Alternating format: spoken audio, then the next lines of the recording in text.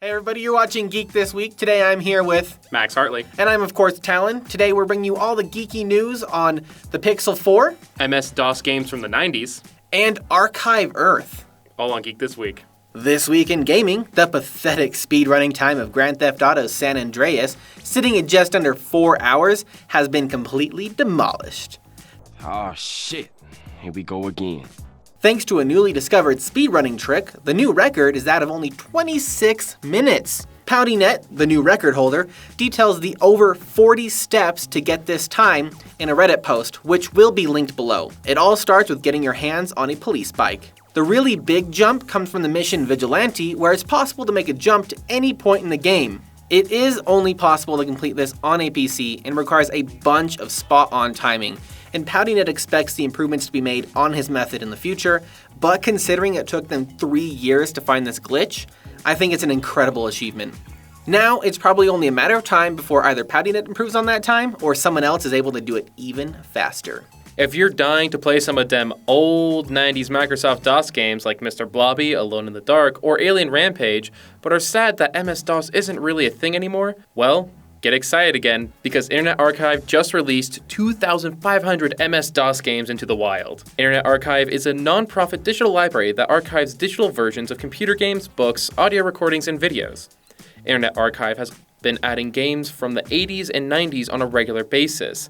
Just this last year, they dropped over 200 LCD and LED games like Karnov and Battletoads. I think it'd be a really cool idea to see a Geek stream on these games. Looking at you, Gavin. This week in movies, and etc., Disney Plus has finally revealed its launch availability. We're getting everything from Star Wars to some obscure older Disney movies that weren't great to begin with, like Justin Morgan Had a Horse, and The Biscuit Eater. The tweet from Disney highlighted everything that is going to be available on Disney Plus starting November 12th, and it came with an 11-second video running through everything from Beauty and the Beast to High School Musical, to Captain Marvel, to Toy Story, to Star Wars, to DuckTales, to an almost endless list of things to spend hours binge watching. Pre-ordering is still available for $7 a month or $70 a year, so you can get all the Disney you could hope for on day one. My life will no longer exist starting November 12th. This week in tech, the Pixel 4 and Pixel 4 XL have officially been announced by Google. The new phones will feature a 5.7-inch and 6.3-inch screen respectively, both with a 90 Hz refresh rate. Both versions will host an impressive 6 GB of RAM and a Qualcomm Snapdragon 855 processor, making them suitably fast, especially if you're gaming on your phone. The phones will have the option to have either 64 GB or 128 GB built-in storage. But this time there's no option for a microSD card to extend that number. There will now be 2 cameras on the back of the phone. The color options are going to be either black, white, or orange. And the price range will be from $799 to $999, making it still competitive with the other manufacturers. The real pull for me on this is the sizable amount of RAM that's available, though the Pixel's camera has almost always been ahead of the curve. I'm certainly going to have a lot of choices when I decide I need a new phone. Piloted drone racing has been a competitive sport since 2016, but starting last week, there's a new challenger. The fully autonomous Racer AI, a drone that has been programmed to fly itself. It was really only a matter of time though, right? 9 teams of programmers from all over the world have been working on perfecting the software for Racer AI. Along with this beautiful boy and the Racer AI, there's only one objective: speed. And now we're expecting this software and some advanced drone design to be able to consistently dominate human pilots by 2023. We already have some of IBM's computers that destroy all humans at chess and Jeopardy, and Google's AlphaGo wins board games now too. I think it's clear that we're all doomed. I, for one, welcome our robot overlords. Skynet is coming, and I can feel it. This week in anime, if you haven't heard, our green-haired Superboy is back in Season 4 of My Hero Academia.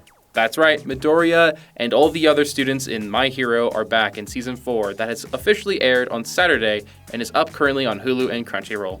This week in technology, a whole kit and caboodle of archaeologists are trying to model the Earth. And no, not just a globe with all the continents on it.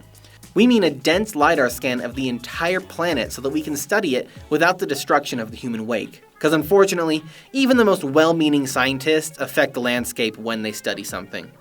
And as Chris Fisher explains in his TED Talk, a perfect example of how these scans help is the recent destruction of the Notre Dame Cathedral, which, thanks to art historian Andrew Tallon, we still have a comprehensive record of the construction of it, thanks to their LiDAR scans. Chris Fisher wants to establish a comprehensive record of the planet so that we'll always know what the planet looked like prior to the environmental meltdown caused by global warming, and it changes everything we know. The Earth Archive has 3 major purposes. 1. To create a baseline record of the Earth today, to understand the true effects of the climate crisis and if our efforts to curb that are making a positive impact. Number 2, create a virtual planet for scientists to study our planet today. Archaeologists can look for undocumented settlements, ecologists can look at forests, and as Chris puts it, the possibilities are limitless to who can use this. 3. Create a record of the planet so that future generations can study everything that we were today, and how terrible we were to the planet. The Earth Archive sounds absolutely amazing, and I really look forward to seeing how it develops over time. Well, that's all from Geek This Week today. What do you think about the episode today, Max? I liked it. I am very excited for the Google Pixel. Yeah, me too. It's always a great phone. What color are you going to pick? Orange.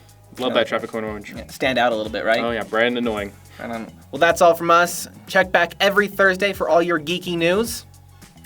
And don't forget to like, comment, and subscribe down below. Bye.